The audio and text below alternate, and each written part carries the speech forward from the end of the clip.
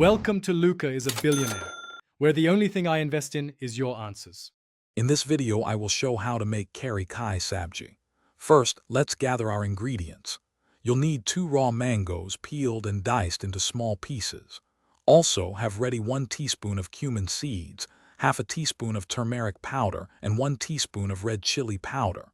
Don't forget 2 tablespoons of cooking oil, 1/4 cup of jaggery, and half a teaspoon of salt. These simple items are all you need to create a delicious and tangy dish.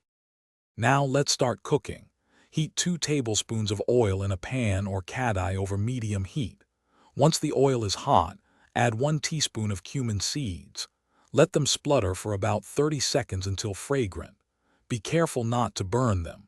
Immediately after, add half a teaspoon of turmeric powder and 1 teaspoon of red chili powder. Give it a quick stir for just a few seconds to temper the spices properly. Next, add your diced raw mangoes to the pan. Mix them thoroughly with the sautéed spices, ensuring every piece is coated. Now, pour in 1 cup of water and add half a teaspoon of salt. Stir everything together gently. Cover the pan with a lid and let it simmer on medium-low heat for about 8 to 10 minutes. The mangoes should become tender and soft during this time, absorbing all the wonderful flavors. Finally, it's time to add the sweetness. Once the mangoes are tender, add 1/4 cup of jaggery to the pan. Stir continuously until the jaggery completely dissolves and blends into the sabji. Continue to cook for another 2 to 3 minutes, allowing the mixture to thicken slightly to your desired consistency. Your delicious Keri sabji is now ready to serve.